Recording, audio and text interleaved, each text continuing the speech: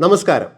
തിരുവനന്തപുരം നഗരത്തെ അക്ഷരാർത്ഥത്തിൽ വട്ടം ചുറ്റിച്ച സ്മാർട്ട് സിറ്റി റോഡുകളുടെ നിർമ്മാണം മാർച്ച് അവസാനത്തോടെ പൂർത്തിയാക്കുമെന്ന് സർക്കാർ വ്യക്തമാക്കി. ടൈം ടേബിൾ വെച്ചാണ് പണി നടക്കുന്നതെന്നും മഴയ്ക്ക് മുമ്പ് മുഴുവൻ റോഡും തുറന്നു കൊടുക്കുമെന്നുമാണ് വിശദീകരണം.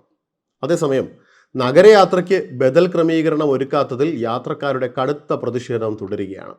Smart city റോഡെങ്കിലും പണികളത്ര സ്മാർട്ടായിരുന്നില്ല.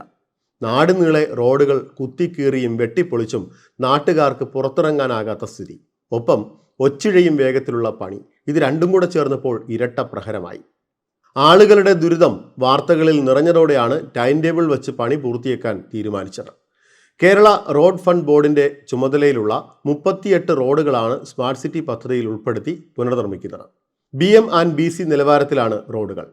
Statue general hospital, forest office junction, bakery junction, Thycaud house, കീഴേ തമ്പാനൂർ, നോർക്ക ഗാന്ധി ഭവൻ, കിള്ളിപ്പാലം, അട്ടക്കുളങ്ങര റോഡുകൾ മാർച്ച് ആദ്യവും, overbridge, collectorate, Uppidamoodu junction, general hospital, Vanchiyoor, Althara, Chenthitta റോഡുകൾ മാർച്ച് അവസാനവും പൂർത്തിയാക്കാനാണ് കരാറുകാർക്ക് നിർദ്ദേശം നൽകിയത്.